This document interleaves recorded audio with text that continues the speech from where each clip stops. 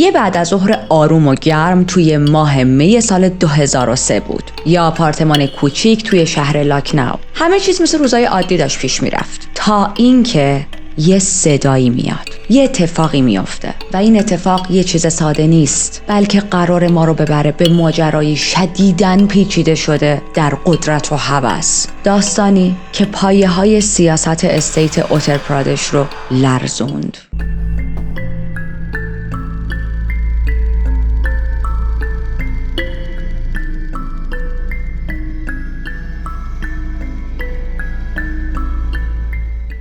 من ریتا هستم و در این چنل وارد دنیای جنایی میشیم، جایی که حقیقت عجیبتر از خیاله و مرز بین خوب و بد محو میشه. اگر به داستانهای هیجان انگیز و ترو کرایم علاقه دارید، همین الان از زیر همین ویدیو چنل رو سابسکرایب کنید، زنگوله کنار رو هم بزنید که وقتی من ویدیوی جدید میذارم زودتر از همه ازش مطلع شید. سفر میکنیم امروز به هند، ایالت اتر پرادش، شهر لاکھنپور. بریم به یکی از محله‌های پر از شور و شوق زندگی. یه کوچه باریکی هست، از اون کوچه هایی که آب بارون توش جمع میشه، بافت قدیمی و سنتی داره، از اون جاهایی که همه چی با یک ریتم کند و خیلی بی‌دغدغه جلو میره. ته این کوچه یه خونه ساده و نقلی هست، یه 4 دیواری کوچیک با یه حیاط وسطش. 30 اپریل سال 1981 توی این خونه یک دختر به دنیا میاد. دومین دختر خانواده کامتا پراساد شاکلا بود و این خانواده یک کارمند رده پایین دولتی بودن. در واقع پدر خانواده کارمند بود و اسم همسرش شانتی بود که به شغل خانه‌داری مشغول بود. توی خیلی از خونه ها در هند ممکنه چنین تولدی، مخصوصاً تولد یک دختر، با بی‌تفاوتی بگذره و اونقدر براشون موضوع خوشحال کننده ای نباشه. اما توی این خونه فرق داشت. پدر خانواده عاشق دختر تازه به دنیا اومدش بود. وقتی به چشمای این نوزاد نگاه کرد لبخند زد و گفت این دختر ببر خانواده ماه. حتی نیکنیمشو گذاشتن چوتی پری، یعنی پری کوچولو. اسم این دختر رو گذاشتن مادوما. اما مادوما از همون ابتدا، از همون بچگی با بقیه فرق داشت، هم با سیبیلینگش و هم با بقیه بچه‌های همسن و سال خودش. حالا یعنی چی؟ مثلا بقیه بچه‌ها میرفتن خاک بازی میکردن، اون میشست لب پله با تیکه کاغذهای کهنه ور میرفت. زیر لب یه چیزایی برای خودش زمزمه میکرد، انگار که داره با واژه‌ها حرف میزنه و مادرش خیلی زود متوجه این موضوع شد. معلماش هم توی مدرسه متوجه این موضوع شدن و همه اطرافیانش میگفتن که این بچه یه چیز خاصی توی وجودش داره. تا اینکه یه شب زندگیش تغییر میکنه. یه شب خانواده‌اش رفتن به یک شب شعر معروف و سالن پر از جمعیت بود. آدمایی که نفسشون رو حبس کرده بودن برای اینکه بیان جلوی اسامی بزرگ دنیای شعر بخونن. توی همین شلوغی یه دختر 11 ساله داشت آستین مادرش رو میکشید و میگفت منم میخوام شعرمو بخونم. و خب کسی نبود جز مادوما. مادر مادوما مکث کرد به خاطر اینکه محیطی نبود که بچه‌ها برن شعر بخونن. از اون طرف مادوما بچه‌ای نبود که یه نه بشنوه و کوتاه بیاد. وقتی می‌خواست کاری رو انجام بده باید میداد. یه وقفه‌ای توی برنامه ایجاد شد، یه حالت بریک گرفتن و مادوما سریع رفت سمت بقیه برگزار کننده ها. اونا هم با تردید بهش اجازه دادن که خیلی خوب اوکی بیا رو صحنه و حالا اگه میخوای حرفی بزنی یا چیزی بخونی بخون. وایساد جلوی صدها نفر، شاید هم جلوی 1000 نفر، ولی نه لرزید، نه خجالت کشید، نه صداش گرفت و شروع کرد به خوندن شعر و اون شب صداش رو توی جمع پیدا کرد. از اون لحظه به بعد شعر برای مادوما فقط یک سرگرمی نبود، یه راه فرار شد، یک راهی برای شورش، یه سلاح. از مردم مینوشت، از سیاست مینوشت، از بی‌عدالتی مینوشت، از تفاوتی که توی طبقات مختلف جامعه هست. و خیلی زود شعراش از فقط واژه در اومدن و تبدیل شدن به پاور، تا زمانی که رسید به 15 سالگی و دیگه الان توی سن 14-15 سالگی اسمش تو همه محفل‌های شعر پیچیده بود و آشنا بود. با یک صدای دخترونه‌ای محکم و بدون لرزش روی سن وای میستاد، توی سالن‌هایی که تا سقف پر از آدم بودن حرف میزد، شعر میخوند و هیچ کس نمیتونست جلوشو بگیره. برای خود مادوما شعر فقط یک علاقه ساده نبود، کم کم تبدیل شد به نفس کشیدن، به راهی برای زنده موندن. تشویق‌های مردم بهش نیرو میدادن، پس بیشتر و بیشتر روی صحنه میرفت. دیگه حضورش توی محفل‌های شعر ثابت شده بود. اما از اونجایی که زندگی همیشه بر وفق مراد ما نمیچرخه و خیلی وقتها اتفاقهایی میفته در حالی که ما اصلا منتظرش نیستیم، توی سال 1996 یک شاک بزرگی بین این خانواده اتفاق میفته و اون همین بود که مادوما پدر عزیزش رو از دست میده. پدری که تکیه‌گاه کل خانواده بود از پشت بوم میفته پایین. یه حادثه کاملا عجیب و بیرحمانه. همون لحظه که میفته پایین نمیمیره در جا، میرسوننش بیمارستان، اما خب آسیب‌ها بسیار شدید بود و درمان روش جواب نداد. و حالا محیط رو تصور کنید، یک خونه‌ای که همیشه صدای خنده داخلش بود، همیشه اعضای خانواده با هم گرم و صمیمی بودن. با وجود اینکه وضع مالی خیلی آنچنانی نداشتن، با وجود اینکه به خاطر وضع مالی میشه گفت رو به پایین مشکلات زیادی توی زندگیشون بود، اما همیشه شاد بودن. و الان یک سکوت سنگینی توی زندگیشون افتاده، چون پدر خانواده که خیلی برای همه هم عزیز بود از دنیا رفته.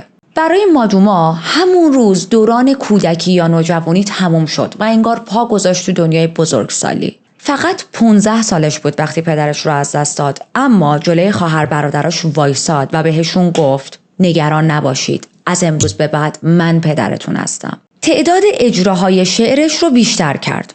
گاهی پول ناچیزی میگرفت، گاهی هم هیچ پولی بهش نمیدادن. اما یه چیزی مهمتر از پول براش شروع شد. دیده شدن. شروع کرد به نوشتن از دردهای واقعی. شعرهاش تلختر شدن. از بی‌عدالتی اجتماعی می نوشت، از فساد سیاسی می گفت. از تنش‌های قومی حرف می زد. همه می گفتن شعراش آتشینه. و خب وقتی شعری توی دنیا آتیش داشته باشه، هم نور میاره هم خطر. آرزوی مادوما هر روز داشت قوی تر می شد. چه آرزویی؟ میخواست خونواده‌شو از فقر بکشه بیرون، میخواست فیمس بشه، میخواست به مادرش یک زندگی با احترام بده، میخواست خواهر و برادراش هیچ وقت مثل خودش سختی رو تحمل نکنن، در واقع سختی نکشن. و استپ بای استپ درهای جاهایی باز شد که قبلا فقط خوابش رو میدید. سیاستمدارا بهش توجه میکنن. یکی از اون توجه ها متفاوت بود، از سمت یک آقایی بود به اسم آمارمانی تریپاتی. اما خب وقتی آتیش زیاد از حد روشن بشه، بعضیا جذبش میشن، بعضیا سعی میکنن خاموشش کنن. داستان زندگی مادوما از وقتی عوض شد که آمارمانی تریپاتی متوجهش شد. آمارمانی یه سیاستمدار پرقدرت بود. یه ذره از آمارمانی براتون بگم. آمارمانی متولد سال 1956 بود، توی یک روستای کوچیک وسط طوفان‌های سیاسی اجتماعی به دنیا آمده بود. و long story short از همون ابتدا زندگیش با سیاست گره خورده بود. خب یک توضیحی باید بهتون بدم. ببینید توی هند کست خیلی زیاده. نمیدونم چطوری کست رو میشه ترجمه کرد، براتون توضیحش میدم. توی هند یک ساختار اجتماعی خیلی قدیمی وجود داره که بر اساس تولد آدم‌ها رو توی گروه‌های مختلف طبقه بندی میکنه. هر کست یه سری باورها، نقش‌های اجتماعی، شغل‌ها و حتی رفتارهای مجاز و ممنوع مخصوص به خودش رو داره. خیلی وقتها توی خیلی از جاها این کست‌ها با مذهب گره خورده، با سیاست گره خورده، با فرهنگ هند گره خورده و هر کدوم از این چیزهایی که گفتم نفوذ خیلی عمیقی توی مدل این کست‌ها داره. حالا اون زمان که آمارمانی به دنیا اومده بود و داشت دوران کودکی و نوجوانی و اینا رو میگذروند، توی شرق اتار پرادش یا به اصطلاح همون شورت فرمش میشه یوپی، جنگ و دعوا بود بین چندین کست و این کست ها چیزهای مهمی هستن. خیلی اوقات میتونن سرنوشت یک کشور رو شکل بدن و الان آمارمانی توی محیط به این پرتنشی به دنیا آمده و داره بزرگ میشه و داره یاد میگیره. شروع کرده به یاد گرفتن تمام این کست ها و به طور کلی سیاست. خب شما توی چنین محیط هایی توی دنیای سیاست، مخصوصا توی اون سالها اگر مرد هم بودید، جایگاه بیشتری میتونستی داشته باشی دیگه. اصلا راه برات خیلی بیشتر و راحت تر باز بود و حالتی شد که دیگه سیاست براش مثل یک آرزو نبود، یک الزام شد. آمارمانی خیلی شخصیت جاه طلبی داشت و تونست به کمک یک سیاستمدار پرقدرت و با نفوذ جای خودش رو توی سیاست باز کنه. اما روش‌های اون مرد خیلی قانونی نبودن، خیلی هم اخلاقی نبودن.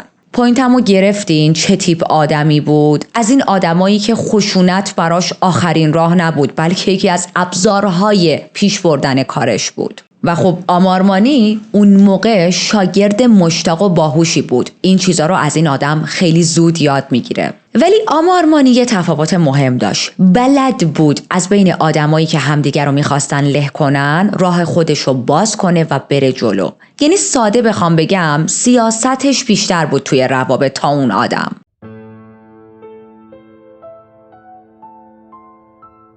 اگر بخوام وارد فعالیت‌های سیاسی آمارمانی بشم، خودش یک پرونده واقعا جداگونه میشه و حس کردم خیلی هم سرگرم کننده نیست، چون ما برای ترو کرایم اینجاییم نه برای سیاست. حالا اینکه وسط پرونده ها من یه وقتا تیکه میندازم و یک عرض ادبی به قبر خمینی میکنم، اصلا داستانش فرق میکنه. ولی خب نخواستم توی این کیس زیاد از حد وارد فعالیت‌های سیاسی آمارمانی بشم. فقط در این حد بهتون بگم که با تهدید، زور و یا مثلا پارتی بازی یا به طور کلی هر روشی که لازم میدونست من الان باید فلان روش رو پیاده کنم، هر روشی که جای این آدم رو توی سیاست محکم‌تر کنه انجامش میداد و کارش رو پیش می برد، به اون خواسته‌ای که داشت می رسید. پس شرافت و اخلاقیات برای این آدم خیلی مهم نبود. کم کم یک جایگاه تازه‌ای توی سیاست پیدا کرد دیگه و خب این جایگاه تازه همراه با سر و صدا و رسوایی بود. از فساد مالی گرفته تا تصرف زمین‌های مردمی که به زور دارن نون شبشون رو در میارن. و خب اتهامات پشت سرش قطار شدن. مردم میگفتن زمینای کشاورزی ما رو این آدم با زور گرفته. حتی یک کارخونه روغن رو تصاحب کرده بود و تبدیلش کرده بود به دفتر شخصیش. اگر اهل فیلم دیدن و مطالعه در رابطه با کالچر هند مخصوصا توی اون زمان باشید، خیلی براتون این چیزا عجیب نیست. اما برای اون دوستانی که پرونده های هندی قبلی ما رو نشنیدن یا حالا خیلی با کالچر هند آشنا نیستن میگم، واقعا توی هند همه چیز همینقدر کیشمیشی بود، یا میشه گفت هنوزم هست، حالا یه ذره بهتر شده. با وجود تمام اتهام هایی که پشت سرش بود، اعتبارش به عنوان یک مرد قدرتمند هی داشت بیشتر و بیشتر میشد. توی همین دوران شروع کرد به ساختن مدارس و کالج ها. به ظاهر برای آموزش بود این کارش، اما تو واقعیت این مؤسسات تبدیل شدن به ویترین قدرتش. بله، هدفش کمک نبود. هدفش این بود که اسمش سر زبونها بیفته. هدفش این بود که همه بگن وای این آمارمانی چقدر مدرسه ساخته. یا حتی توی اون مدارس به خاطر اینکه این آدم تأسیسشون کرده بود خیلی زیاد ازش صحبت میکردن و از همون ابتدا ذهن کودکان رو توی این مدارس شستشو میدادن. آمارمانی خیلی هم علاقه داشت به محافل شعر و یه شب توی یکی از همین مجالس شعر که شب شعر بود و شاعرها و آدمها آمده بودن، برای اولین بار چشش به مادوما افتاد. یک شاعر جوون، بی‌پروا، تشنه دیده شدن، یک شاعر جسور. با هم چشم تو چشم شدن، یک چند ثانیه این نگاهشون تو هم گره خورد و خب از اینجا به بعد گاسیپ مردم شروع شد. چون ببینید بچه ها، آمارمانی یک مرد متأهل بود با سالها اختلاف سنی و الان عاشق یک دختر جوان شاعر شده بود. شروع میکنه به تمام جلسات شعرش رو رفتن. نگاهش همیشه دنبال مادوما بود. مادوما دید از یه جایی به بعد این مرد مدام داره بهش توجه میکنه، مدام داره محبت نشون میده. اسمشون کم کم توی جمع‌های ادبی و سیاسی شد خوراک گاسیپ‌های نیمه شب بین ماسالاتی و سیگار و حرف‌های یواشکی مردم. و ما بریم به 22 فوریه، روزی که برای اولین بار کامل جلوی همدیگه قرار گرفتن. آمارمانی واقعا مجذوب جسارت مادوما شده بود. این که میدید این دختر هیچ ترسی از گرفتن قدرت به دستش نداره، این که حرفش رو بدون هیچ سانسوری بیان میکنه. از اون طرف مادوما هم شیفته نفوذ و قدرت آمارمانی شده بود. شیفته ابهت این مرد شده بود. با خودش فکر کرد این مرد میتونه تمام رویاهای منو به واقعیت تبدیل کنه و اون روز که گفتم جلوی همدیگه قرار گرفتم برای اولین بار که حرف بزنن، آمارمانی حرف رو شروع کرد. مکالمه‌شون ساده و راحت بود. دفعه دیگه که دوباره با هم صحبت شدن، مادوما رفت سراغ آمارمانی. چی کار داشت؟ میخواست که یک کاری برای برادرش انجام بده. میخواست آمارمانی برای داداشش یک شغل اوکی کنه. و دخترها guess what؟ فقط چند روز بعد، یعنی به یک هفته هم نکشید، فقط چند روز بعد یک کار برای برادر مادوما درست شد. از اون طرف چون همه داشتن مادوما رو با این مرد میدیدن، مادوما دیگه توی محفل‌های شعر بیشتر دعوت میشد. اعتماد به نفسش رفته بود بالا، درآمدش توی شعر بیشتر شده بود، رابطش با آمارمانی داشت ریز ریز هر روز نزدیکتر و صمیمیتر میشد. و از یه جایی به بعد کم کم آمارمانی دیگه فقط یک حامی یا مربی نبود، شده بود تکیهگاهش، حمایتگرش، لاورش. الان دیگه جوری شده بود که مادوما و خواهر مادوما که اسمش نیدی بود، که قبلا مجبور بودن برای زندگی برن خونه فامیل هاشون، برن خونه آدم های مختلف، چون انقدر وضعیت مالیشون خراب بود که یک جای ثابتی برای زندگی نداشتن. الان دیگه تونسته بودن خونه خودشونو بگیرن. در واقع بهتره بگم آمارمانی براشون یک خونه کوچیک 2 خوابه خریده بود. خونه ساده‌ای بود، اما خب یک جای ثابتی بود و از همه مهمتر الان یک سقف ثابت بالای سرشون بود. آمارمانی مرتب به اون خونه سر میزد، براشون پول میفرستاد، لباس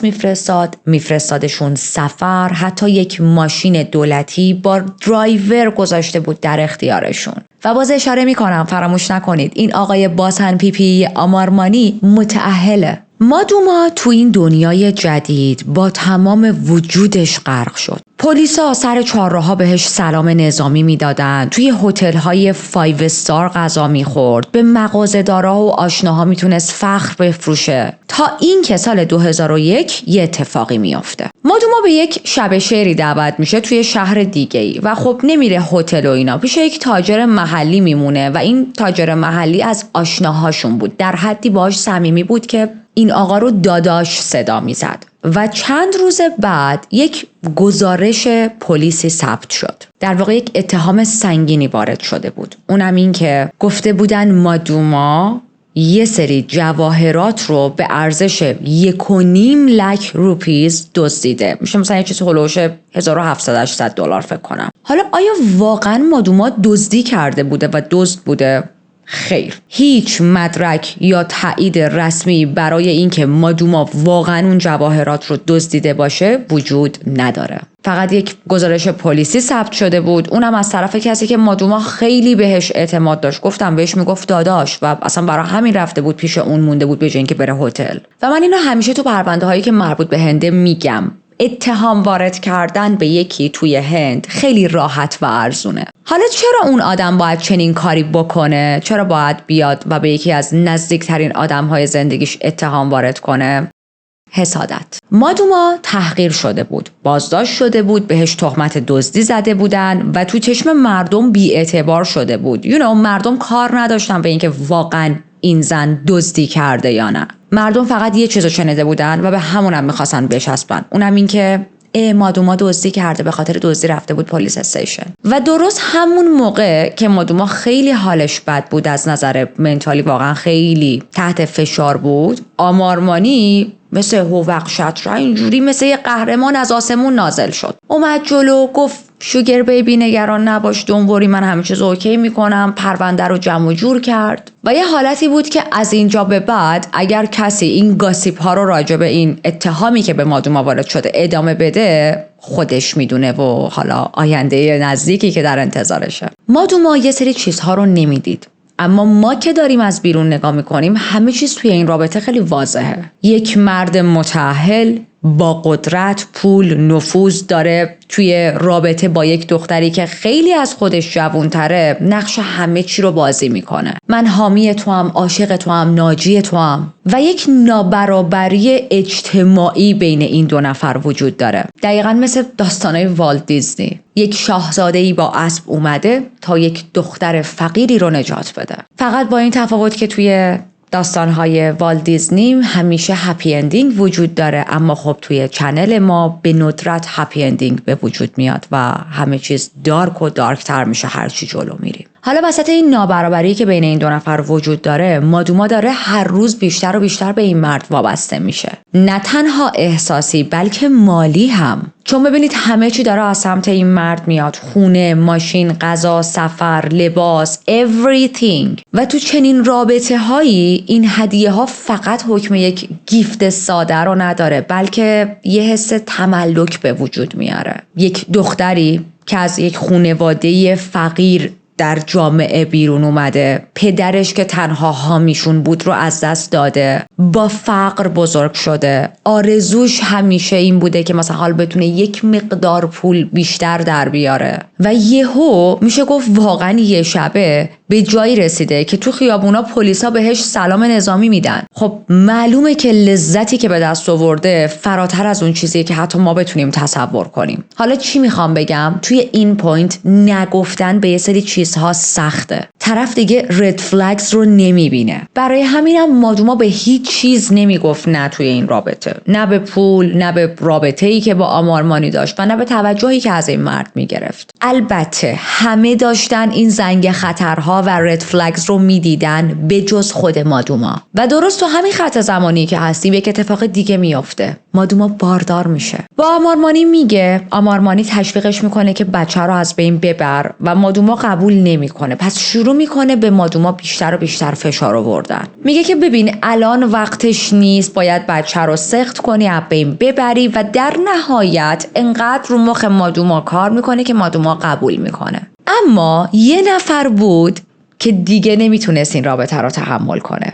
اونم همسر آمارمانی بود. دخترها اسمشون خیلی شبیه همه. یکی از شخصیت‌های اصلی ما مادوماه و اسم همسر آمارمانی مادومانیه. اینا رو با هم قاطی نکنید. من سعی می‌کنم هی در طی پرونده اشاره کنم همسر آمارمانی مادومانی، هی اینجوری بگم که شما هم قاطی نکنینشون. مادومانی اولش فکر کرده بود این رابطه هم یک هوس گذراست و مثل خیلی از روابط دیگه‌ای که همسرش با زنهای دیگه شروع کرده و سری تموم کرده، این هم همونطوریه. و بله، وقتی میگم باسن پیپی برای همینه، من الکی به یکی چیزی نمیگم. آقای آمارمانی توی زندگی مشترکشون بارها و بارها سابقه خیانت کردن رو داشته. اما خب الان گذر زمان داره نشون میده که مادوما با بقیه فرق داره میفهمه که نمیخواد این دختره بره و تبدیل شده به یک تهدید واقعی. مادومانی همسر آمارمانی یه روز تو روز روشن با ماشین میره دم خونه مادوما، وای میسه و مستقیم بهش میگه ببین شوهر من هیچ وقت پیش یه زن بند نمیشه، تو هم فقط براش مثل سرگرمی هستی، موقتی. ولی مادوما براش مهم نبود و قرار نبود از این رابطه دل بکنه. گفتش که اشتباه میکنی، آمارمانی واقعا عاشقمه و قرار نیست من هم جایی برم. و این شروع یک جنگ بین این دو نفره. یک مرد بی اعتماد به نفس اندماغوی لوس نونور که 2 زن رو میندازه به جون هم که بهش حس مهم بودن دست بده. یه حالتی که بگه ببینید من چه خفنم، ببینید زنا دارن سر من با هم دعوا میکنن. حالا تو همین روزا اواخر سال 2001 که یک طوفانی به پا میشه. اسم آمارمانی توی یکی از پرونده های آدمربایی مطرح میشه. خب یک رسوایی واقعا بزرگه دیگه و این باعث میشه که وجهه سیاسیش خراب شه.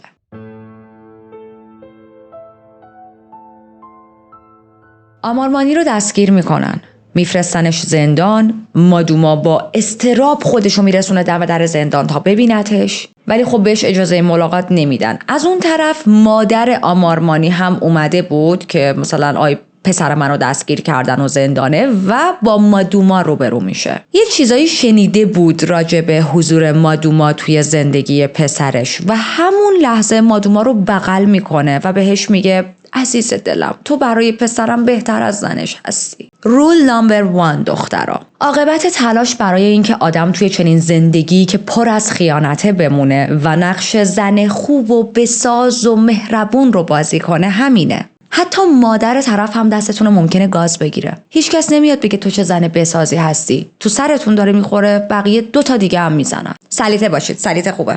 مادوما از خوشحالی چشاش برق زد و حالتی بود که آخ جون من بالاخره دارم جایگاه واقعیمو پیدا میکنم. چند ماه گذشت. توی این چند ماه آمارمانی زندان بود. بالاخره با حالا یه سری روابطی که داشت تونست با قید وثیقه آزاد شه و نه فقط آزاد بلکه توی یک انتخاباتی شرکت کرد و تو اون انتخابات هم پیروز شد. این پیروزی برای مادوما هم خیلی لذت بخش بود. الان باورش این بود که من آیندم با این مرد 100% تضمینه. اون روز پیروزی رو با هم دیگه جشن میگیرن، با هم میگذرونن و خب خیلی داشت رویا پردازی میکرد دیگه، رویاهایی که ما میدونیم تهش قرار نیست خیلی خوب تموم شه. anyway یه جورایی هر روز برای آمارمانی شعر مینوشت، کلی مشورت میداد بهش، کنارش بود. خب فراموش نکنیم مادوما زن باهوشیه و آمارمانی از این هوش سیاسی که مادوما داشت خیلی توی کاراش استفاده میکرد، ولی در نهایت به اسم خودش تموم میشد، نه به اسم مادوما. اما هرچی قدرت سیاسی آمارمانی بیشتر میشد، وقتش، تایمش برای مادوما کمتر میشد. بیشتر تماسهای مادوما رو جواب نمیداد، دیدارهاشون کوتاه‌تر شده بود، فاصله بیشتری میافتاد بین حالا هر ملاقاتی که میخواستن بکنن، دعواهای بینشون بیشتر شده بود. و میخوام یه چیزی بهتون بگم.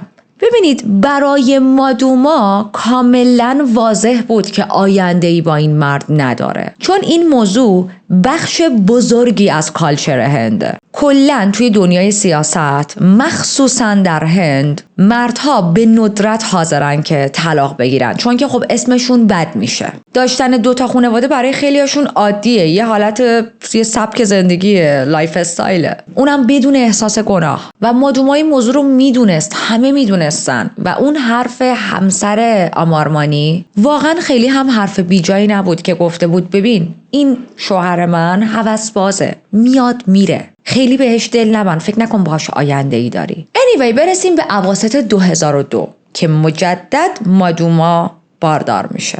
باز دوباره آمارمانی خیلی اصرار داشت، بهش گفتش که بچه رو باید سخت کنی، ولی خب یک قولی بهش داد. بهش گفت تو این بار هم بچه رو از بین ببر، دفعه بعدی ما با هم ازدواج میکنیم و من اسم خانوادگی خودم رو، فامیلیم رو به این بچه میدم. مادوما هم باور کرد و برای بار دوم بچهش رو از دست داد. اما این بار دلش شکسته بود، یه چیزایی بالاخره حس کرده بود. این فاصله که بینشون ایجاد شده بود رو میفهمید. توی یادداشتاش، توی شعراش درد موج میزد، بیشتر دردناکتر شده بود اشعارش. شروع میکنه به بیشتر مشروب خوردن، به سیگار کشیدن. میبینه اون دنیای درخشانی که داشت و برای خودش آینده‌ای که تصور کرده بود داره ذره ذره خراب میشه. تا اینکه یه روز یکی میاد در خونش، یه مهمون غیر منتظره و اون کسی نبود جز مادومانی، همسر آمارمانی که اومده بود دم خونه این مادوما مجدد. خیلی عصبانی بود، یهو وارد خونه شد و با فریاد گفت از شوهرم دور بمون، فکر کردی میتونی جای منو بگیری؟ فکر کردی میتونی جاتو با من عوض کنی؟ از این کارت پشیمون میشی. مادوما بهش گفت ببین آمارمانی خودش اومده سراغ من هیچ وقت وادارش نکردم. ولی مادومانی قرار نبود گوش کنه. تهدیدش کرد، همونطوری که اشاره کردم خیلی عصبانی بود، فریاد میزد و بهش گفت با تهدید که اگر این رابطه رو تموم نکنی باید عواقب سنگینش رو بپذیری. برسیم به جمعه 9 می سال 2003 که هوا خیلی توی هند گرمه. مادوما تو این خط زمانی یک زن شاعر 24 سال است. تو خونش نشسته بود. حدود ساعت 11 به مادرش زنگ میزنه، با هم در رابطه با برنامه سفری که داشتن صحبت میکنن، چون که میخواست بره به شهر خودشون تا مادرش رو ببینه. قرار بود روز قبل حرکت کنه ولی خب تصمیم گرفته بود که چند روز بیشتر بمونه، بعدن بره پیش مادرش. ساعت 3 ظهر یکی زنگ در خونه رو میزنه. خدمتکارش که یک پسر 13 ساله‌ای بود در رو باز میکنه. 2 مرد جوون جلوی در وایساده بودن. یکیشون خودشو معرفی میکنه، میگه اسمم ساتیا پراشه. یه تیکه کاغذ نشون میده که اسم و شماره مادوما روش نوشته شده بود. خدمتکارش کاغذ رو میبره میده به مادوما. مادوما با ذوق میره سمت در، با خوشحالی صداشون میکنه و میبرتشون داخل خونه. به خدمتکارش میگه که برو برای این مردا چای بیار، آب بیار، ازشون پذیرایی کن. و این پسر خدمتکار میره تا حالا چای و اینجور چیزا بیاره، میره سمت حیاط و به محض اینکه اون اتاق رو، محیط رو ترک میکنه، یکی از مردا آروم در رو از پشت قفل میکنه. مادوما اصلا نمیترسه، یه حالت اعتمادی داشت انگار به این مردا، حالتی که انگار این مردا از سمت یه کسی اومده بودن که مادوما میشناخت اون آدمو. شروع میکنن به یک گپ و گفتگوی ساده تا اینکه یهو ساتیا میپره روی مادوما، دستشو میذاره رو دهن مادوما و میخوابونتش روی تخت. یه اسلحه بیرون میکشه، شلیک میکنه، اما تیرش خطا میره و به مادوما نمیخوره. تیر خورد تو دیوار. دومین تیر رو شلیک میکنه و این بار خطا نمیره. این بار درست میخوره وسط قلب مادوما. مادوما نفس میزنه، لباسش خیس شده بود از خون و با دستهای لرزون دنبال گوشیش میگرده. تلاش میکنه که شماره آمارمانی رو بگیره اما موفق نمیشه و چند ثانیه بعد بدنش بیجون میفته روی زمین. اون دوتا مرد حتی یک لحظه هم بیشتر نموندن و وقت رو تلف نکردن. خیلی بی صدا فرار کردن. خودشونو میرسونن سمت یه باجه تلفن، یه دوتا تماس کوتاه میگیرن و سریع میرن. از اون طرف خدمتکار مادوما با یه سینی پر از لیوان چایی اومده که از مهمونها پذیرایی کنه و دید که در اتاق بسته است. چند بار در میزنه، کسی جواب نمیده. مادوما رو صدا میکنه، بازم کسی جواب نمیده و یک حس بدی میگیره. حس میکنه یه چیزی درست نیست. میره یه چهارپایه برمیداره، از اون چهارپایه میره بالا، داخل رو نگاه میکنه، داخل اتاق رو، و نفسش بند میاد. میبینه که مادوما افتاده بود رو زمین و لباسش خیس از خون بود. از ترس از روی اون چهارپایه میفته زمین و بعد دست پاچه میره توی کوچه و شروع میکنه به داد زدن و کمک گرفتن. یه آقای غریبه‌ای که داشت رد میشد صداشو میشنوه، باهاش میاد داخل خونه، بهش کمک میکنه، درو میشکنن، میرن داخل. اما خب دیگه کار از کار گذشته بود و همسایه ها بی تفاوت، نه صدای شلیک شنیده بودن، نه به گفته خودشون داد و بیدادها و فریادهای اون پسر بچه رو شنیده بودن. همون خدمتکار مادوما. اروا خیکتون توی هند، اونم توی اون سالها، توی همچین محله هایی، همسایه ها آمار تک تک آروغ هایی که همسایه کنارشون میزنن رو هم دارن. بعد شماها هیچی ندیدید و نشنیدید. خبر به خواهرش نیدی میرسه. نیدی خودشو میرسونه پیش مادوما، کنار بدن بیجون خواهرش میشینه، بغلش میکنه با یه حالت شاکی، حالتی که انگار مثلا متوجه نیست داره چی کار میکنه، یه حالتی که انگار ناخودآگاهه، هی تکون میده خواهرشو، حالتی که میدونی امید داره که شاید خواهرم برگرده. ولی خب مادوما چندین دقیقه‌ای بود جونش رو از دست داده بود، شاید هم مثلا میشه گفت تو این خط زمانی چند ساعتی. و چرا هیچکس تا اینجا به پلیس زنگ نزده؟ چون همه میدونن کی پشت این ماجراست. اینجور وقتا توی هند تماس با بقیه خیلی خطرناک میشه. اگه به یک نفر نامطمئن زنگ بزنی، مثلا یک دکتر اشتباهی بیاد، وضعیت به ضرر خانواده مقتول میشه. مثلا اگه یک دکتری بیاد که خودش آدم دولتی باشه، خودش توی اون سیستم باشه، یا از همه بدتر با آمارمانی در ارتباط باشه، میتونه خیلی راحت کرایم سین رو پاک کنه، میتونه خیلی راحت جسد رو از بین ببره. تیر مستقیم خورده بود به قلبش. کالبد شکافی بعدن با قطعیت میگه که گلوله از قلب رد شده بود، اما نیدی در نهایت میگه که یه دکتر بیارین. پسر خدمتکار از خونه زد بیرون، دوید، نیم ساعت بعد برگشت و با یک حالت خیلی ناراحتی گفت من چند تا دکتر رو چک کردم، هیچ دکتری حاضر نیست بیاد. به نیدی میگه که بیا به پلیس زنگ بزنیم. نیدی میگه که نه، اگه پلیس بیان بلا استثناء جسدشو ناپدید میکنن.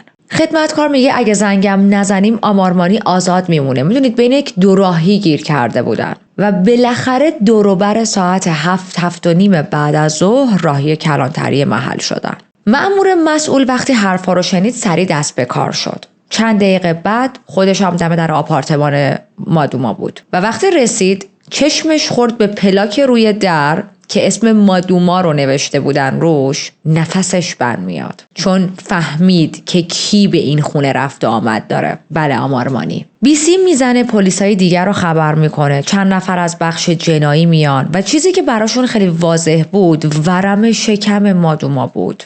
بله، مادوما باردار بود. چیز عجیب بعدی برای پلیس ها این بود که اتاق هیچ نشونه ای از درگیری نداشت. نه صندلی برگشته بود، نه قفل دری شکسته بود. پس خب نمیتونستن بگن یه غریبه رندم اومده و این زن رو به قتل رسونده. قطعاً قاتل یا قاتلین آشنا بودن. داخل آپارتمان تیم بررسی صحنه جرم مشغول بودن. عکس میگرفتن، خون و اندازه میگرفتن. هر رد و اثر کوچیکی رو تلاش میکردن که ثبت کنن و کم کم خبرنگارها سر و کله‌شون پیدا میشه. وسط این هرج و مرج یک برگه مچاله شده‌ای پیدا میکنن. خیلی دم دست بود این برگه، میدونی مثلا لای کتاب و دفتر و اینا نبود. داخلش نوشته شده بود: خدای محترم، چقدر غیر قابل تحمله که بفهمی کسی که دوستش داری هیچ وقت به تو اهمیت نمیداده و تو براش مهم نبودی و حالا میخواد برای همیشه ازت جدا شه. خدایا بهم قدرت بده تا این درد رو بتونم تحمل کنم. بدن مادوما رو میفرستم برای کالبد شکافی. همزمان مأمورها نیدی، اون خدمتکار مادوما، و چند نفر دیگر رو میبرن برای بازجویی. نیدی تو اتاق بازجویی نشسته بود که یهو گوشیش زنگ میخوره. پلیسا بهش اشاره میکنن که جواب بده، گوشی تو اوکیه. گوشیو بر میداره، یکم سکوت میکنه و بعد میگه: الان میخندی، بعدن گریت میگیره. همه چی تموم شده، بعدن من میام از تو میپرسم حالت خوبه یا نه. کار خودتون بوده. بعدم تماسو قطع میکنه. افسرها یکم با هم نگاه میکنن و تا میان اون بازجویی رو ادامه بدن دوباره گوشیش زنگ میخوره. نیدی جواب نمیده ولی اونا مجبورش میکنن، میگن جواب بده. این بار پای تلفن با اون کسی که پشت خط بود رسما دعواش میشه و شروع میکنه به فحش دادن و با داد و بیداد تماس رو قطع میکنه. خب کاملا مشخصه دیگه اون ور خط آمارمانیه. بعد از چند دقیقه یک خبرنگار با دوربین و مایک میاد سمت نیدی تا باهاش صحبت کنن و حالا خبر تهیه کنن. نیدی رو به دوربین میگه: بله، خواهرم به خاطر آمارمانی مرد. خواهرم عاشق این مرد بود. قرار بود با هم ازدواج کنن. زنش مادومانی بارها تهدیدش کرده بود که میکشتش. بیشتر از این چیز دیگه این نمیتونم بگم. اگه چیزی بگم منم میکشن. حالا برگردیم دوباره به کرایم سین. پلیس ها دارن کمدهای مادوما رو میگردن و توی کمد مادوما یه سری بلیط های قطار و هواپیما پیدا میکنن که اسم آمارمانی روشون نوشته شده. کلی کارت پرواز پیدا میکنن که خب این دو نفر با هم مثلا به جاهای مختلف سفر کرده بودن. عکس هایی از لحظه های خصوصی این دو نفر وجود داشت. لباس های آمارمانی تا شده مرتب تو کشوها بود. یه چیز نزدیک $1000 هم پول نقد توی یکی از کمدهای مادوما بود. حتی پلیس یه سری مدرک پیدا میکنه که نشون میداد این دو نفر توی هتل‌های مثلا لاکچری و بزرگ شهرهای دیگه هم رو یواشکی ملاقات میکردن. از اون طرف چکاپ بارداری انجام میدن و تایید میشه که بله، مادوما باردار بوده زمانی که به قتل رسیده. یه دفترچه پیدا میکنن که توش همه نوشته ها با دستخط خود مادوما بود. توی یک صفحه یه چیز عجیبی نوشته بود میدونم که دارن منو تعقیب میکنن. و این دفتر چیز خیلی مهمیه بچه‌ها، به خاطر اینکه صفحه به صفحه مادوما فروپاشی رابطش رو با آمارمانی ثبت کرده بود و نوشته بود. تک تک تهدیدهای همسر آمارمانی، فاصله‌ای که روز به روز داشت بین خودشون دوتا بیشتر میشد، مخالفتی که خودش داشت با سخت کردن جنین و دوست داشت که بچه داشته باشه، دوست داشت بچهش رو نگه داره، و از همه مهمتر از ترسی صحبت کرده بود که مثل طناب دار دور گردنش حلقه زده بود. ترسی که یه حالتی داشت میدونم یه روزی ممکنه برام یک اتفاقی بیفته. از اونور آمارمانی مدام داره زنگ میزنه به مسئولهای بالا و دستور میده که این پرونده باید دفن شه. و اینجاست که پنهانکاری ها شروع میشه و اینجاست که هرس خوردن های ما قراره در این پرونده شروع شه. 3 صفحه کلیدی از این دفتری که بهتون گفتم، دفتر خاطرات مادوما، قبل از این که پرونده به دست CBI برسه کلاً محو شدن، ناپدید شدن. CBI تقریباً مثل همون FBI توی آمریکاست، ولی خب مخصوص هنده. یک مرجع خیلی تخصصی و ملی برای پیگیری جرم‌هایی که اهمیت خیلی زیادی دارن یا تاثیرشون مثلا از سطح یک ایالت حتی بالاتره. مادوما 2 موبایل داشت که هر 2 موبایل به اسم آمارمانی بودن، ولی خب دست مادوما بودن و شواهد خطرناک و مهمی رو توی این موبایل‌ها ثبت شده بود. این دوتا موبایل هم غیب شدن. توی کال لیست 6 تا از شماره های شخصی آمارمانی وجود داشت که بارها و بارها بهشون زنگ زده بود. و بچه‌ها هر آنچه ما تا اینجا امروز داریم زحمت خبرنگارها بوده که نذاشتن، با پیگیری خیلی زیاد نذاشتن با این همه نفوذ و سانسور حقیقت دفن شه. حالا جسد مادوما الان تو پزشک قانونیه. مسئولها گفتن که ما صبح می‌خوایم کاربردچکافی رو انجام بدیم. از اون طرف خانواده مادوما و خبرنگارها و حتی پلیس نمیخواستن جسد رو تنها بذارن، چون میدونستن هر لحظه امکان داره یه نفر بیاد و این جسد رو از بین ببره و وقتی جسدی نباشه اثبات کردن همه چیز بسیار سخت‌تر میشه. واسه همین از کنار جسد دور نمیشدن. حالا اینجا رو داشته باشید. اوج باسندریدگی یک انسان رو میخوام الان بهتون بگم. نیمه شب شده، از یه جایی که دور از دوربین‌های خبرنگاراست، آمارمانی خودشو میرسونه سردخونه، یواشکی میره سراغ مادر مادوما و با یک لحن تهدید آمیز میگه که ببین هر چی بوده گذشته، بیشتر از این اوضاع رو خراب نکن، اگر ساکت بمونی همه چی درست میشه. صبح میشه ساعت 10:30 و بالاخره کاربردچکافی رو شروع میکنن. ولی این کاربردچکافی فقط 10 دقیقه طول میکشه، چون پلیس خیلی زود میاد و به پزشکا میگه که نباید آزمایش DNA انجام بدید. و منظور از این آزمایش DNA چیه؟ همون آزمایشیه که نشون میده پدر واقعی بچه کیه. و خب اگه این آزمایش رو انجام بدن obviously مشخص میشه که پدر واقعی بچه آمارمانیه و نمیخواستن این موضوع مشخص شه. خانواده‌اش میگن خیلی خب پس ما دیگه باید جسد مادوما رو ببریم برای مراسم خاک سپاری. 20 کیلومتر بیشتر دور نشده بودن که صدای آژیر ماشین پلیس رو میشنون. پلیس نگهشون میداره، بهشون میگه باید برگردین، جسد رو نیاز داریم. چرا؟ چون میخواستن جنین رو از بدن مادوما کاملا خارج کنن و اگر جنین نباشه یعنی هیچ آزمایشی دیگه بعدها نمیتونن انجام بدن و این جنین نقش مهمی توی این پرونده داره. قطعاً خانواده‌اش مخالفت میکنن، ولی خب زورشون به پلیس نمیرسید. ساعت 3 بعد از ظهر دوباره مادوما رو میبرن رو میز سردخونه. جنین که یک پسر بود رو از بدنش خارج میکنن. بالاخره ساعت 8:30 شب جسد رو برمیگردونن، میبرن به جایی که میخواستن مراسم خاک سپاری انجام شه و فردا صبحش طبق آیینی که داشتن جسد رو آتیش میزنن.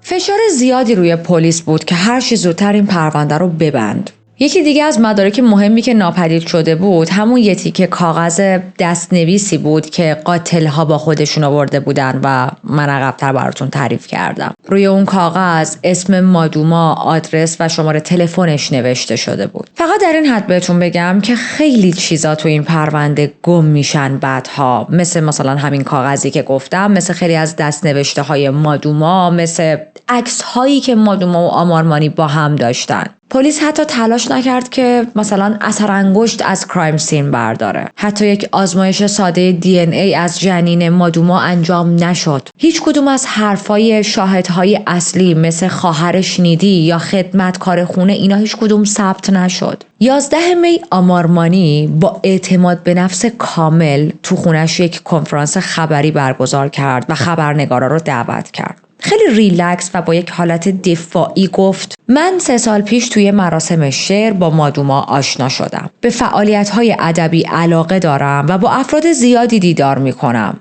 مادوما هم یکی از اون آدم‌ها بود، اما چند ماه اصلا ندیدمش. بعدش رفت سراغ سیاست بازیاش. میگه که این یک توطئه سیاسی از طرف رهبرهای حزب مخالفم. اونا میخوان با این پرونده به من و خانواده‌ام و زنم حمله کنن. بعد انقدرم لحن مظلومی به خودش گرفته بود که باور نمی‌کنید. ولی خبرنگارا خیلی زود بهش گیر دادن. قرار نبود با این چرت و پرت‌ها مثلا راضیشن و بگن اوکی تو درست میگی. گفتن پس چرا شماره موبایل شخصی، شماره‌های شخصی در واقع تو لیست تماس‌های مادوما بود قبل از مرگش؟ و فکر می‌کنید چی جواب میده؟ با وقاحت کامل میگه هر کسی میتونه شماره تماس سیاستمدارهای معروف رو داشته باشه. این که دلیل نمیشه من قاتل باشم. بهش میگن اگه پرونده بره دست CBI چی؟ برمیگرده میگه چرا فقط CBI؟ بذارید اصلا سازمانهای دیگه هم بیان این پرونده رو بررسی کنن. حتی به یه خبرنگار خیلی شدید میپره، با عصبانیت بهش میگه که به تو چه، تو پلیسی؟ اگه مشکلی با من داری بعد از این کنفرانس یه جا وایسا بیا با هم حرف بزنیم. و خب این رفتار مغرورانه بدجوری نتیجه برعکس داشت. باعث شد خبرنگارها با جدیت به این پرونده بچسبن و دنبالش کنن. 13 روز گذشته.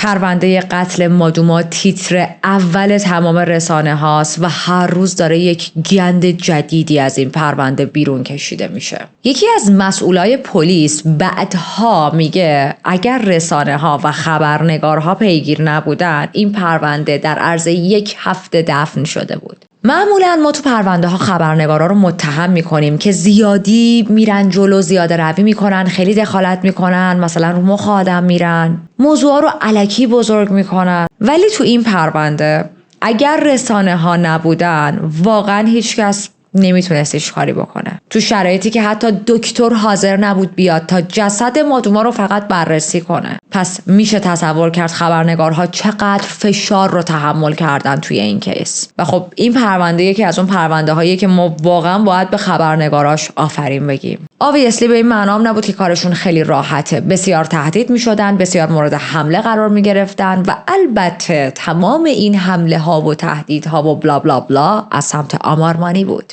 14 می پلیس به شکل مخفیانه‌ای تصمیم میگیره بره سر وقت خونه مهرموم شده مادوما.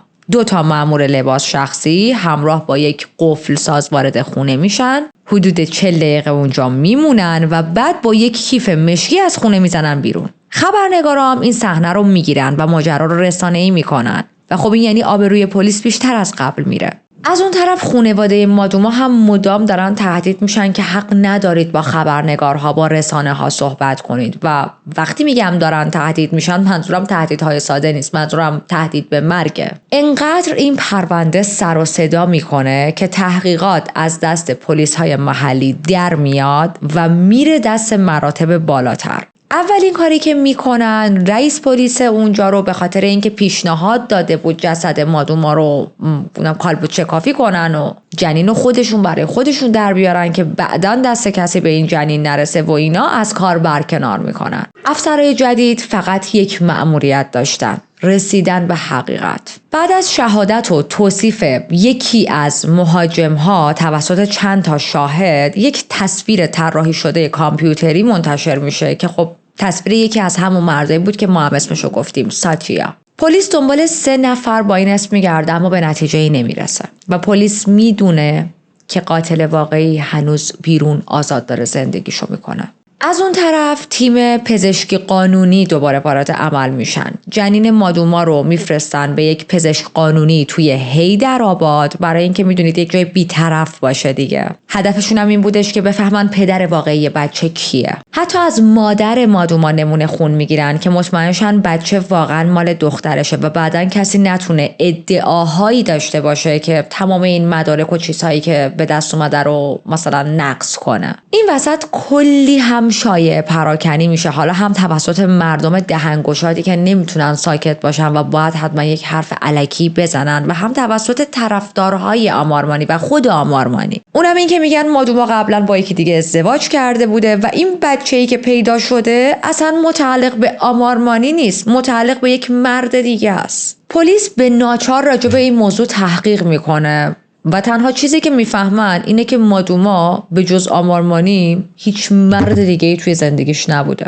ببینید از سمت بعضی از آشناهای آمارمانی و بعضی پلیس هایی که طرف آمارمانی بودن، حالا یا شیتیل گرفته بودن یا به امید این بودن که یک جایگاه مثلا بالاتری به دست بیارن، انقدر فشار از سمت اینا رو خانواده مادوما زیاد بود که اصلا حد و اندازه نداره. یک سر خانواده مادوما رو تهدید میکردن که برید به رسانه ها بگید که دخترتون با یک مرد دیگه ازدواج کرده بوده. حتی میرن سراغ یکی از آشناهای مادوما، یک آقایی بوده که این آقا خودش خانواده داشته، زن و بچه داشته و یک عالمه بهش فشار میارن که تو باید بری بگی که با مادوما یواشکی زندگی میکردی. خب این آقا در نهایت قبول نمیکنه، با اینکه یک عالمه فشار روش بود، با اینکه کلی تهدیدش میکنن میگه نه من نمیرم همچین چیزی رو به دروغ بگم. و ما هم مجدد برگردیم سر خونه مادوما. پلیس توی خونه یه چیزی پیدا میکنه که خیلی عجیب و مرموز بود. یه لباس که روش پر از اسم بود. چندین و چند بار اسم آمارمانی نوشته شده بود، چندین و چند بار اسم مادوما نوشته شده بود و یک سری مانترای عجیب و غریب اطراف این لباس و اسم ها نوشته شده بودن. کسی نمیدونست واقعا این لباس چیه، اون نوشته ها چیه. جادو بود، از این دعاهای عاشقانه بود، یه جور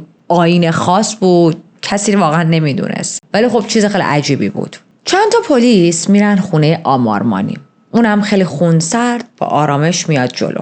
میشینه، پلیس ها شروع میکنن ازش سوال پرسیدن. یه سری سوالای ابتدایی میپرسن. آمارمانی هم خیلی ساده جواب میده. جوابش در این حد بود که آره من دورادور اون زن رو میشناختم. و ببینید لیست تماس هایی که بین این دو نفر برقرار شده بود خیلی زیاد بود. اونم برای یه نفری که داره میگه آره من دورادور این آدم رو میشناختم. داداش ما به نزدیکترین آدمای زندگیمون این همه زنگ نمیزنیم که تو ادعا میکنی یک نفر رو دورادور میشناختی و این همه بهش زنگ زدی. افسرا یه کاغذ میذارن جلوی آمارمانی و این کاغذ لیست تمام این تماس‌هایی بود که من بهتون گفتم و آمارمانی ساکت داشت فقط نگاه میکرد. وقتی که هیچ حرفی نمیزنه پلیسا بهش میگن تا حالا به مادوما کمک مالی کرده بودی؟ آمارمانی میگه نه. باز یه کاغذ دیگه میذارن جلوش و در واقع بگم کاغذهای دیگه میذارن جلوش و تمام این کاغذها اسناد بانکی و رسید تمام خریدهایی بود که برای مادوما انجام داده بود. بهتون گفتم کل اون خونه و لوازمش رو آمارمانی برای مادوما گرفته بود. خب آمارمانی که حرفی نمیزنه و اون صحبت اون روز با آمارمانی از سمت پلیس ها تمام میشه. چند روز بیایم جلو، یک فکس مشکوک میرسه دست پلیس، مدیر کل پلیس در واقع، که ظاهرا از طرف مادر مادوما فرستاده شده بود. مادر مادوما توش گفته بود که ما اصلا هیچ وقت اسم شخصی به اسم آمارمانی رو نشنیدیم و بعدها مشخص میشه تمام این حرفها برای این بود که رسما از سمت آمارمانی تهدید شده بود که اگر همچین حرفایی رو نزنی خودت و بقیه بچه‌هات رو به همون راحتی که مادوما به قتل رسیده میکشم. و what the actual fuck، ما قاتل پررو با هم زیاد بررسی کردیم ولی احساس میکنم این آقا next level'ه. anyway ما رسیدیم به اواسط جولای تا اینکه کشف مهمی اتفاق میافته. CBI یک الگوی عجیب پیدا میکنه. تماس‌هایی از موبایل مادومانی همسر آمارمانی به یه سری آدم‌ها که توی مافیا و سیاست دست داشتن. و میدونید پوینت هم چیه؟ یه زن خونه‌دار ساده چرا باید با همچین آدمایی در ارتباط باشه؟ حالا کجای این تماس‌ها عجیب‌تر هم میشه؟ اونجاییش که این تماس‌ها زمان و روز و مکان مشخص داشتن. یعنی چی؟ یعنی یک الگوی مشخص و منظم وجود داشت برای این تماس‌ها. انگار مادومانی همراه با چند نفر دیگه تلاش داشتن که دقیق بررسی کنن ببینن مادوما چند هفته یا چند ماه آخر زندگیش کجاها بوده، که یا خونه بوده که یا خونه نبوده، چه جاهایی میرفته و ساعت روتین زندگیش رو در بیارن. اگر هم خاطرتون باشه یه جا مادوما نوشته بود تو دفتر خاطراتش که میدونم دارن دنبالم میکنن. و اما روز سرنوشت ساز 13 آگوست CBI آمارمانی رو میخواد که بیاد پیششون و وقتی که میرسه بهش میگن که باید DNA تست بدی. خب رنگ صورتش میپره، داداشمون دست باچه میشه، زرد میکنه و دلیلش چیه؟ تا اینجا DNA مادوما و جنینش گرفته شده بود، فقط یه چیز کم بود تو پرونده، اونم DNA خود آمارمانی بود. سریع میره سراغ گوشیش، هول میشه، به وکیلش زنگ میزنه، وکیلش جوابش رو نمیده، چند بار دیگه میگیرتش، وکیلش بازم جوابش رو نمیده. تو اون لحظه میفهمه که چه وکیل اشتباهی رو انتخاب کرده. احتمالاً با نگرانی به مامورها نگاه میکنه و میگه که اگر قبول نکنم چی؟ اگر دادن این تست رو رد کنم چی؟ مامور CBI هم همونطوری که خیلی ریلکس و خونسرد نشسته بهش میگه که بازداشتت میکنیم و خودمون به زور ازت تست دی ان ای میگیریم. بابا هنده ها، فکر کردی کجاست آمارمانی؟ میکنن تو گونی به زور، تو ماتحتت خون میکشن بیرون دی ان ای تو در بیارن مرد. خب پس چاره ای نداشت جز قبول کردن، چون در هر صورت اون روز قرار بود ازش دی ان ای تست بگیرم، پس بهتر بود که همکاری کنه تا مراحل ساده تر و راحت تر جلو بره. بعد از چند روز جواب این دی ان ای تست میاد و بله، آمارمانی پدر جنینی بود که توی شکم مادوما داشت رشد میکرد.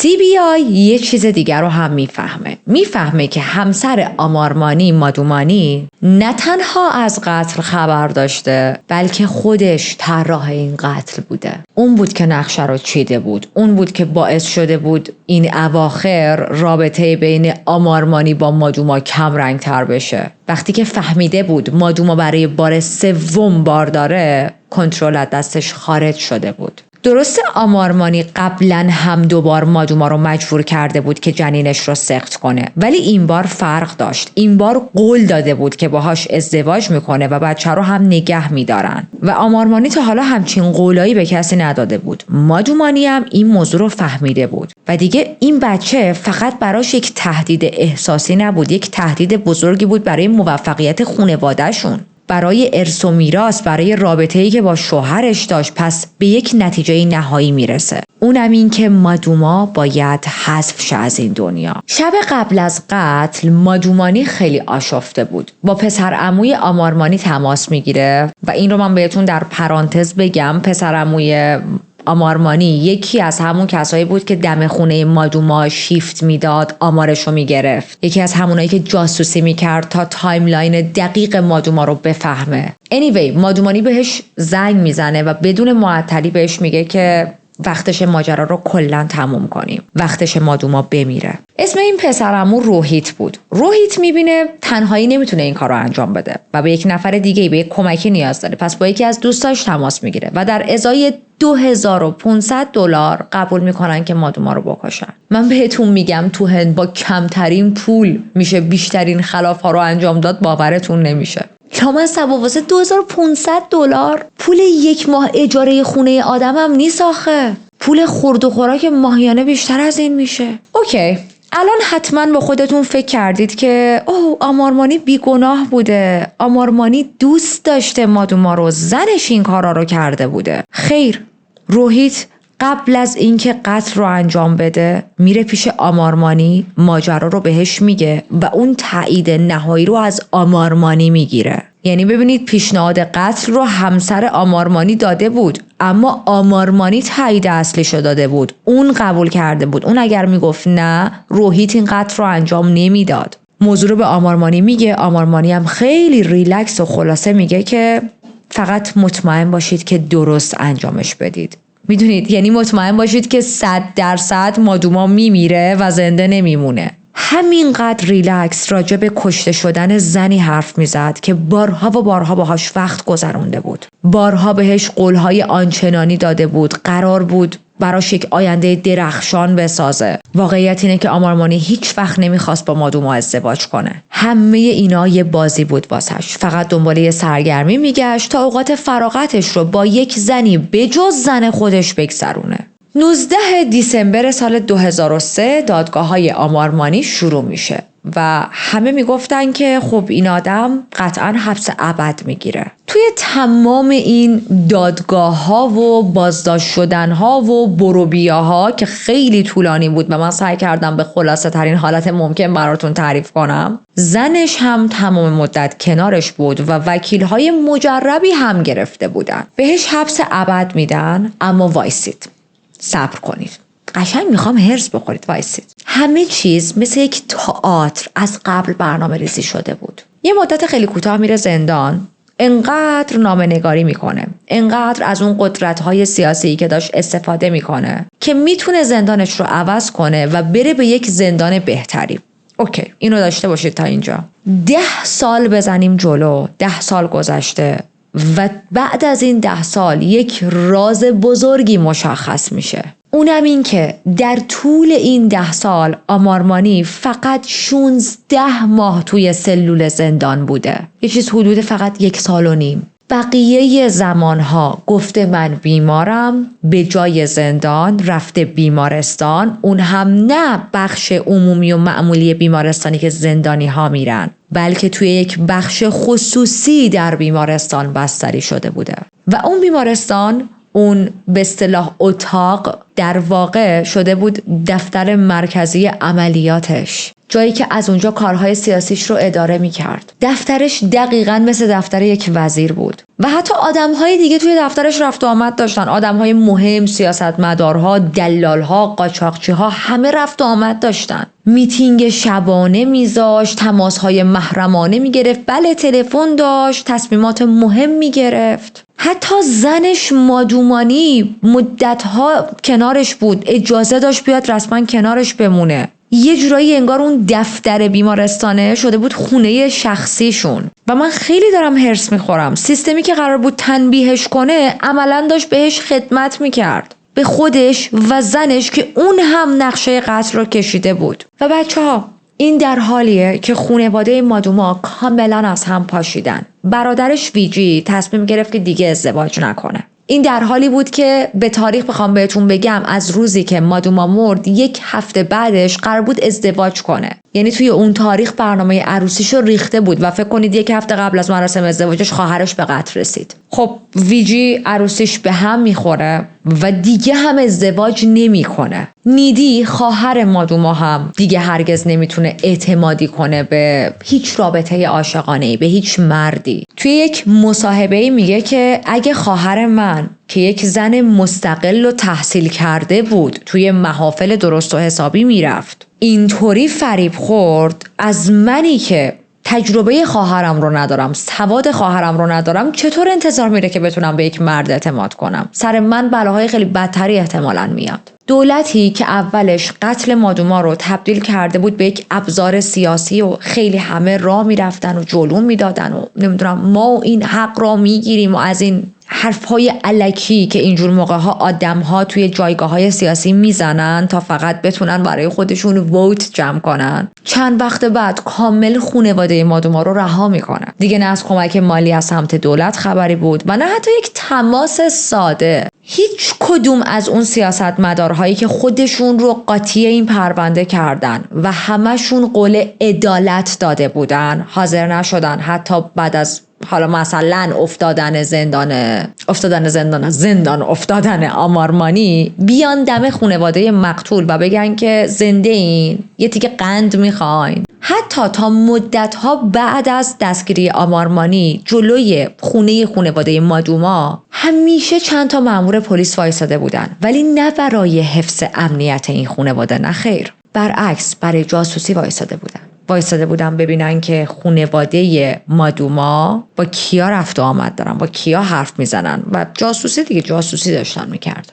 و اما بدترین قسمت پرونده، آگوست 2023 به یکی از صدها درخواست آزادی مشروط آمارمانی جواب مثبت دادن. آمارمانی سال 2023 از اون بیمارستان اومد بیرون و الان آزاده بدون هیچ مجازاتی. توی هند عدالت برای آدمای معمولی اجرا نمیشه. عدالت انگار فقط برای افراد قدرتمنده. قبل از اینکه با هم یک گپی انتهای ویدیو داشته باشیم، چند لحظه راجع به مقتول امروزمون صحبت کنیم و بعد دوباره بیاید پیش من. مادوما زنی بود از جنس آینده، باهوش، مستقل، مصمم و پر از رویا. زندگی رو نه با ترس بلکه با امید به جلو هل میداد. زنی که توی دنیای مرد سالار جرأت کرد عاشق بشه، باور کنه، اعتماد کنه، اما اون عشق براش به بهای جونش تموم شد. یادش زنده و گرامی. مرسی تا اینجا با من همراه بودید. اگر حوصله گاسیپ های آخر پرونده رو ندارید، فراموش نکنید که حتما پرونده رو لایک کنید. اگر هنوز سابسکرایب نکردید، دعوتتون میکنم که دکمه سابسکرایب رو بزنید. ما خیلی خوشحال میشیم جمعمون هر روز بزرگتر شه. همتون خوش اومدید، اعضای جدید، دوستان جدید بر سر ما جا دارید و کلا مرسی از همراهیتون دیگه. و اینکه بریم رفقایی که همیشه تا آخر پرونده ها میمونن یه گپی بزنیم. بچه‌ها گوه تو این پرونده. نه سیریسلی خیلی حرص درار بود. یعنی ببینید الان که ما داریم راجع به این پرونده صحبت میکنیم، داریم کاورش میکنیم، ممکنه آمار مانی همراه با شماها روی مبل چند هزار دلاریش نشسته باشه، توی خونش لم داده باشه و در حال هورت کشیدن ماسالاتیش پرونده رو ببینه با هر بخنده، به خودش بباله و بگه دمم گرم، یه زنی که باردار هم بود رو کشتم و از زیرش در رفتم. این همه مدتم که تو هتل بودم، یعنی میدونی حتی زندان هم نبودم، بیمارستان بودم. ولی خب متاسفانه همه پرونده های جنایی داخلش عدالت برقرار نمیشه. در واقع تعداد کمی از پرونده های جنایی حکم های به نسبت عادلانه میگیرن و اکثر کیس ها یا حل نشدن یا مثلا مثل این کیس قاتل تنها چیزی که بعد از قتل نمیبینه مجازاته. و میدونید چی بیشتر از همه برای من تو این کیس حرص درار بود؟ یعنی یه دونه میخواستم، خیلی حرصم گرفت. بعد از آزادیش تعداد خیلی زیادی از مردم رفتن استقبالش با گل و ماچ و بوس و شیرینی. جدی میگم، با گل و دستبوسی، واقعا دست و جیغ و هورا از این حلقه گلا انداخته بودن گردنش، انگار مثلا طرف بعد از 50 سال به وطن برگشته. همون مردمی که داشتن یک زمانی فریاد میزدن عدالت برای مادوما. یعنی حافظه مردم هند توی ظلم و ستم در حد حافظه ماهی قرمزه. اون لحظه جوگیر میشن، خواستار عدالت میشن، 3 روز که میگذره یادشون میره، به سرعت فراموش میکنن و حتی از طرف بت میسازن. یعنی من داشتم ویدیو رو نگاه میکردم، اینقدر حرصم گرفت. باور کنید اگر اول پرونده خب ویدیوی استقبال مردم از آمارمانی رو میذاشتم، فکر میکردید مثلا آمارمانی یک هیروه در این کیس. متاسفانه توی ایران، توی هند، توی خیلی از کشورهای دیگه که حالا هی نمیخوام دونه دونه اسم بیارم، اگر قدرت داشته باشی نه تنها قانون رو میخری، بلکه میتونی تاریخ رو هم دوباره بنویسی، طوری که قاتل قربانی میشه و قربانی فراموش. خیلی توی کامنت ها حالمو پرسیده بودین واسه اون مسمومیتی که گرفته بودم و خیلی حالم بهتره. دوباره دارم فست فود میخورم. در این حد من پرروام، نه ولی واقعا گذشته از شوخی، چون هنوز تو جابجایی‌ام وقت نمی کنم بخوام غذا درست کنم و خب بهترین راه غذای بیرون و فست فود دیگه. یعنی واقعا من و پارتنرم بعد از ساعتهای کاریمون فقط داریم تو خونه باکس‌ها رو باز میکنیم، مثلا یه سری لوازم جدید گرفتیم اونا میاد، یه سری چیزا رو مثلا دادیم رفت، همش مشغولیم و حتی وقت نکردیم یه تخم مرغ بشکنیم مثلا درست کنیم. خب مجبورم هی غذای بیرون بخورم دیگه، ولی حالم خیلی خوبه. حال چارلی رو خیلی پرسیده بودی. چارلی هم حالش خوبه. دروغ نگم یه ذره اون شیطنت همیشگی رو نداره، به خاطر جابجاییه. کلاً اولین باری هم که چارلی سوار هواپیما شد تا یه چند روزی یه ذره مثلا حالت افسرده شده بود. بعد که دیگه بیشتر و بیشتر سوار قطار و هواپیما این ور شد، براش دیگه عادی شد. جابجایی هم بار اولش نیست، میبینه بارها لوکیشن های مختلف رفتیم، خونه مثلا جدید رفتیم، هتل بردیمش و خب با جابجایی آشناه. این سری جابجایی ما یه ذره طول کشید چون که هم دست تنها بودیم. مثلا من هر سال برای مامانم بلیط میگرفتم، مثلا میومد پیشم کمک میکرد، ولی امسال واقعا تنها بودیم، یعنی فقط من و پارتنرم، 2 نفر آدم، این همه وسیله توی خونه به این بزرگی میخوایم بیایم. همین که من مریض شدم این هم باعث شد ذره باز این جابجایی بیشتر طول بکشه و همین که خوردیم به جنگ ایران و اسرائیل. من واقعا چند روزی اصلا نمیتونستم کار کنم، یعنی تمام مدت این گوشی رو گرفته بودم دستم، همجوری بخون اخبار بخون، یعنی به زوال عقلی من رسیدم انقدر چک کردم اخبار رو. دست خودم نبود، عزیزام ایران بودن و خیلی فکرم خیلی درگیر بود. خلاصه همه اینا باعث شد که این اساس کشی طول بکشه و این روند طول کشیدنش چارلی ذره اذیت کردش. همین الانم چون هنوز تمام لوازم خونه رو کامل نچیدیم، اون حس کامفورتبلی که مثلا باید داشته باشه رو نداره، حس میکنم. خواستم بگم حالش خیلی خوبه. چند بار برام نوشتید که بیارش جلو دوربین. حقیقت دلیلی که نمیارمش همین موضوع استرس هست. میخوام یه ذره با محیط خونه بیشتر چی میگن اخت شه، حالش از نظر روحی یه ذره بهتر شه، شیطون‌تر شه و بعد من بیام بهش بگم چند ساعت جلوی دوربین بشین. احساس میکنم الان آمادگی اینو نداره بخواد همزمان با من چند ساعت توی یه مثلا اتاق بشینه و حالا بگیره بخوابه. خلاصه که زود میارمش، حتما یادم هست. دمتون گرم تا اینجا هم با من همراه بودید. این هم یک پرونده هرس‌ضرار دیگه. مثل همیشه منتظر خوندن کامنتاتون هستم. برام بنویسید از 1 تا 10 چقدر هرس خوردید توی این پرونده. من از 1 تا 10 12. وای خیلی از این پرونده من هرس خوردم. نمیدونم چرا اصلا قیافه آمارمانی یه حالت کریهی داشت. اصلا نگاش میکردم بابا کجایی تو رو من بزنم. آره برام بنویسید که شما حستون راجع به این پرونده چی بود. از 1 تا 10 چقدر بدتون اومد. به زودی با یه پرونده دیگه میام سراغتون. مواظب خودتون باشید. فعلا.